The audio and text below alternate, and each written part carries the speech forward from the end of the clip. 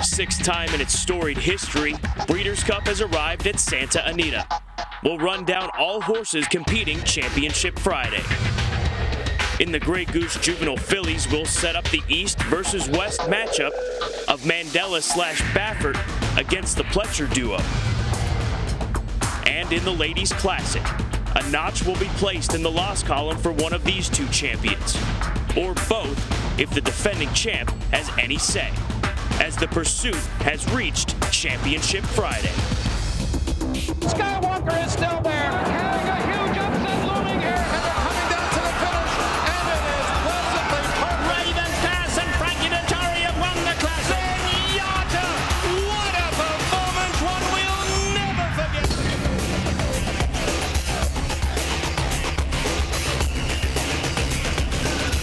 Brought to you by Fasig-Tipton, home of North America's first thoroughbred auction company. No one has a longer pedigree. And TwinSpires.com, featuring TwinSpires TV, TwinSpires Pro, and smartphone wagering with live video.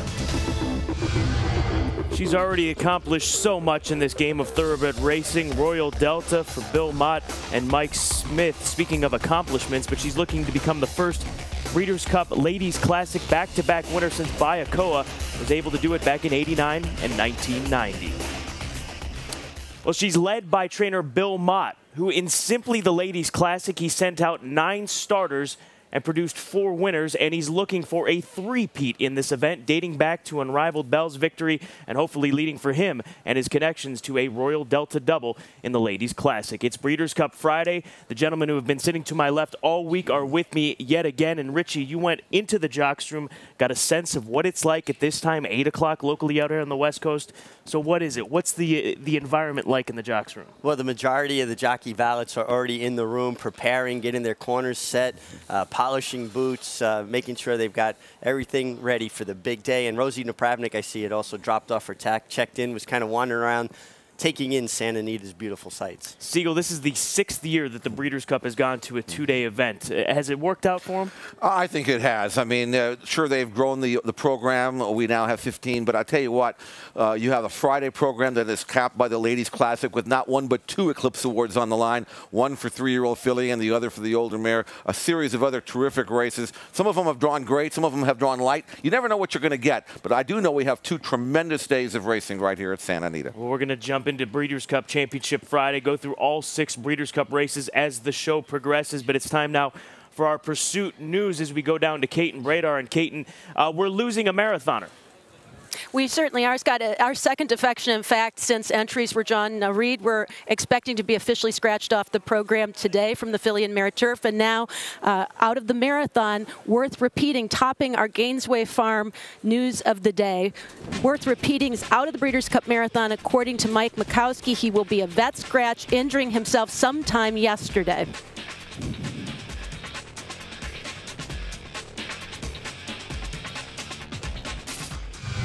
Yesterday, he was off a little bit in his left front. State vets me went over him. They just weren't comfortable with him yesterday, and looked at him last night after the races also in the same kind of situation. So this morning he's the same way, with it, and we're going to take him out. Have to take him out this morning. Just bad timing. It's a little bit of a high suspensory. I think is biting him a little. It's something we kind of deal with all the time with some of these older horses, and it's just, a little icing and therapy will be fine. It just the timing wise, you do it this close to a race, and a big day like this, got to be 100% with no chances. As for those running today and on the track today, all systems go for Sustained in the Juvie Fillies turf. She had been nursing a foot bruise, but according to Dale Romans, is over the worst of it. Wayne Catalano's Oscar Party also out on the track. Cat looking for his 3rd Breeders' Cup win with a 2-year-old filly. And Kauai Katie and Dreaming of Julia stayed in the barn for Pletcher, saying both are all good. With the fillies, in particular, Kauai Katie, why was the juvenile fillies the right choice for her versus the sprint? Well, it's just such a more significant race. Grade 1, $2 million, championship on the line. It just felt like there's a lot more upside for a filly that's training really well. And she hasn't done anything to tell us that she can't go that far. So we felt like she deserved the opportunity. I would envision Kauai Katie being very prominent early, possibly even on the lead, depending on what Beholder does. But I think it doesn't compromise Dreaming of Julia's chances, having some more pace in there. And think it will allow John Velasquez to ride the race he wants and allow Dreaming of Julia to kind of settle in stride, as opposed to in the Frizette when we were virtually in a match race and really had to kind of keep my happy face busy throughout. And both those fillies, along with the Pletcher's other two that shipped in, had only 1 day of training over the track. So today, those two fillies will start with just that day behind them. Beholder, meanwhile, for Mandela, was in and out and in and out. And finally, Dick said, you know what, I'm going to keep her in the barn. I'm not going to send her out to the track, but she will be out there on the track later this afternoon in the juvenile fillies. A lot of action. She's just one of many that'll be competing this afternoon. Scott, with a very busy day. The schedule of events today starts with a couple of undercard races that are really good ones, and then we get things rolling with the Breeders' Cup Juvenile Sprint, the Marathon, the Juvenile Fillies Turf, and working our way through the Juvenile Fillies, where you'll see Dreaming of Julia along with Kwai Katie, and Filly and Mare Turf, wrapping it all up with the Ladies Classic, the big one. And that first race, Breeders' Cup Juvenile Sprint, post time 4:06 Eastern Time, 1:06 for us out here on the West Coast. So let's get down to it. Let's go through these 6 Breeders' Cup races here on Championship Friday, starting with the $500,000 Breeders' Cup Juvenile Sprint. When you look at the past performances on these horses, you'll see the LX. That means off Lasix. That's something that we don't typically see when handicapping these races, but that is the case with the Breeders' Cup program with these youngsters. And we'll start at the top. We're going to do our little post parade here for these 7 horses, beginning with Hightail Siegel, the maiden that Dwayne Lucas sends postward. He has not yet won a race. He was beaten ahead in the maiden race, going a 5.5 on the grass. That might have been his best race. He's been in graded company since. He's sprinting from the rail, and I'm just not seeing it. I'm not seeing it as well. You like to see them at least have a 1 in their column before they step up to this kind of company, and he's got a lot of improvement to do to contend here. Ceiling Kitty has 3 1s in his win column, and those came overseas, Siegel. Yeah, that's a filly, actually, and she does have a win in Royal Ascot in the Queen Mary, but of course going 5/8 on grass in June does not necessarily equate to going 3/4 on dirt here at Santa Anita against the boys. She's a quality filly, but I'm thinking sprinting on the dirt. When was the last Euro 2-year-old who have to come over here and do any good doing that? Moving on to Merit Man, morning line favorite at 8-5, Richie. Well, and a deserving favorite. He won the Tim Conway here over the track and won it with something left, kind of ducking around a bit at the wire, and he seems like a horse that has not been all in yet, Jeff. Well, he's getting better. Obviously, he's won 2 in a row. His numbers really are moving in the right direction. He's got that great stalking style.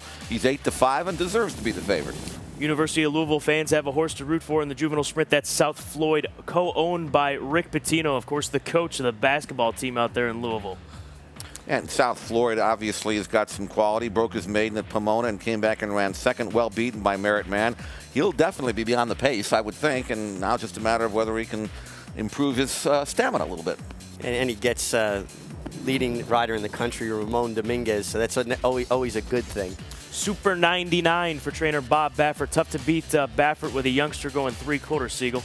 This is a colt who was actually entered in a stake as a maiden first-time starter, was scratched because the maiden race the following day filled, and that was good news. Super 99 went about his business, broke his maiden, has come back and trained extremely well since for Bob Baffert. Colt by Pulpit looks to me like the one to fear most. Hazardous, Richie. He won his last race by 13.25, but that was a 25,000 claimer. Yeah, the water gets a lot deeper now, and you know, it's always impressive when a horse puts that much daylight, but you got to think about what was behind him. There's some very fast horses in here. And Hazardous is a nicely bred Candy Ride gelding.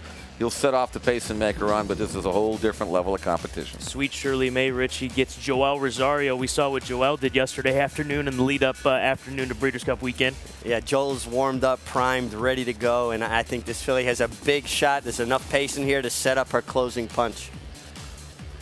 Second in the spin-away to So Many Ways back on September 2nd. So that's one of 6 Breeders' Cup Friday races we'll be taking a look at. We've reached break number 1 here on Pursuit.